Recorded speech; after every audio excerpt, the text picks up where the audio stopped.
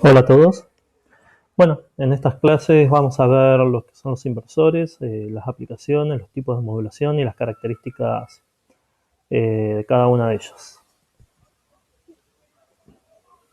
Para comenzar, como introducción, podemos decir que los inversores se pueden realizar mediante una etapa de rectificación y otra de inversión en modo conmutado. En esta figura vemos que se usa un rectificador para alimentar un bus de continua que tiene un condensador de filtrado y luego tenemos un inversor que alimenta un generador.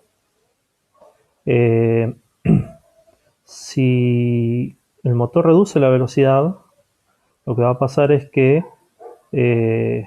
se va a convertir en un generador momentáneamente y se va a invertir el flujo de potencia. Cuando se invierte el flujo de potencia, en el caso de haber implementado la rectificación con diodos, no vamos a poder inyectar esa energía en la línea. Entonces lo que vamos a tener que hacer es colocar una llave en paralelo con el capacitor para poder quemar, junto con una resistencia para poder quemar esa energía. Porque si no, lo que vamos a estar haciendo es inyectar esa corriente en el capacitor y vamos a aumentar el valor de la tensión del bus de continua a valores peligrosos que pueden dañar tanto el capacitor como el sistema en sí. Sin embargo, esta otra situación se puede subsanar colocando un convertidor en la parte donde está el rectificador, trabajando en modo conmutado, que puede operar tanto en modo rectificador cuando es necesario y la potencia va desde la línea hacia el motor, o en modo inversor cuando va desde el motor hacia la fuente. De esa manera se puede entregar la energía generada en el motor a la fuente, por ejemplo, como se implementa un freno regenerativo, ¿sí? En vez de quemar la energía cinética que tenemos, por ejemplo, en un auto eléctrico, en frenos de disco y demás que se calientan para quemar esa energía que trae el auto en movimiento, lo que hace cuando es un motor eléctrico, se puede transformar el motor en un generador y esa generación, para el caso de un auto eléctrico, bueno, se entrega a un banco de baterías. Pero bueno, ese es el principio de funcionamiento de un freno regenerativo.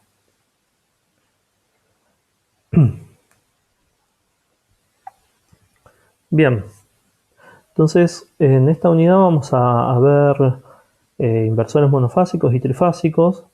Vamos a suponer que la entrada de estos inversores es una fuente de continua y por eso lo denominan inversores de fuente de voltaje, o BSI, de las siglas que tienen en inglés. Hay algunas topologías de inversores y se pueden clasificar algunas según su modo de modulación, cómo se realizan las conmutaciones de las llaves. Entonces podemos ver que existe el PWM, donde la entrada es una continua y la magnitud y la frecuencia de alterna de la salida se controla con un PWM en las llaves del inversor. Es un PWM senoidal. Después tenemos los de onda cuadrada, donde la salida de estos es cuadrada y las llaves en estos inversores conmutan a la frecuencia de la fundamental que queremos tener a la salida, pero tienen la desventaja de que no pueden modificar la tensión de salida deseada, y para ello, si quisiéramos hacer, tendríamos que modificar el valor de la tensión de continua a la entrada. Después, para el caso de los inversores monofásicos, existe un modo de cancelación de voltaje que tiene una entrada constante de continua, pero no se usa PWM, se usa onda cuadrada, y lo que se hace es tener una región donde tenemos una salida de tensión cero en la salida, y ahí, controlando el tiempo que eso vale cero, o sea, la cancelación de ese voltaje es cero, se puede controlar la magnitud y la frecuencia de la tensión de salida. Entonces, con este tipo de inversor. Bueno, en general los inversores necesitan la mayoría de las veces trabajar en los 4 cuadrantes. Acá vemos un ejemplo con carga inductiva, donde vemos la forma de onda de tensión y la forma de onda de corriente,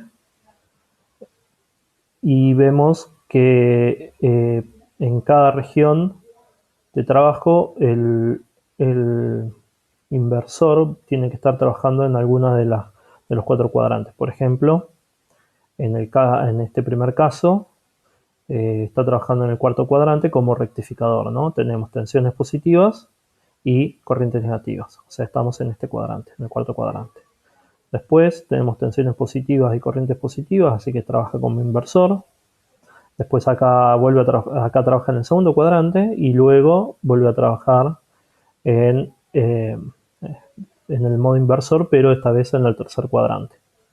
Así que tenemos de los cuadrantes, dos cuadrantes donde se trabaja en el modo inversor y 2 cuadrantes donde se trabaja en el modo rectificador. Existen varios tipos o topologías de inversores.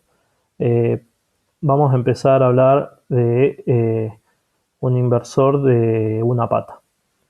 Este es el esquema del circuito del inversor de una pata, que está compuesto por llaves bidireccionales, 2 llaves bidireccionales. En este caso tenemos una entrada de tensión BD, un divisor de tensión implementado con capacitores, donde en cada capacitor es idéntico, donde en cada capacitor cae BD sobre 2. Tenemos un punto cero que en la mayoría de los casos ese punto de tensión no se tiene acceso, o no está disponible, pero nos servirá para analizar cómo funciona este convertidor. El funcionamiento de este convertidor nos va a ayudar a entender el resto de los convertidores, que son muy parecidos en su funcionamiento básico. Bueno, para comenzar vamos a analizar cómo funciona este inversor de una pata utilizando un PWM senoidal. Ya hemos visto en la unidad de convertidores de continuo cómo funciona el PWM, tanto en su modo bipolar como unipolar, pero el principio de funcionamiento de esta modulación, ahora modulación senoidal, PWM, es muy similar a la que utilizábamos para el caso de convertidores de continuo. En el caso de los convertidores de continuo, la tensión de control era una continua. En este caso, la tensión de control va a ser una onda senoidal de la frecuencia F1, que es la frecuencia de la fundamental que queremos tener a la salida, ¿sí? Entonces tenemos una portadora, que es una señal triangular de amplitud B triangular, digamos pico, y la tensión de control, que tiene también una tensión pico. Entonces, cuando en el caso que estamos observando, cuando la triangular tiene una tensión mayor una tensión instantánea mayor a la senoidal, vamos a tener un valor negativo de tensión BD sobre 2. Y eso se consigue haciendo conmutar estas llaves de manera complementaria, ¿sí? Cuando una está cerrada, la otra está abierta. Entonces fíjense, como la carga se ve entre el punto A y el 0, entonces cuando la llave TA más está cerrada, en la diferencia de potencial que tenemos entre A y 0 es BD sobre 2. Y cuando la la llave TA más está abierta y la TA menos está cerrada, lo que vamos a tener entre la tensión diferencial entre el punto A y 0 va a ser menos BD sobre 2, ¿sí? Entonces, en este caso tenemos, bueno, menos BD sobre 2, y cuando la tensión de la señal de control es mayor a la triangular, tenemos un valor positivo de valor BD sobre 2. Entonces lo que observamos es que el PWM va a modular el ancho del pulso según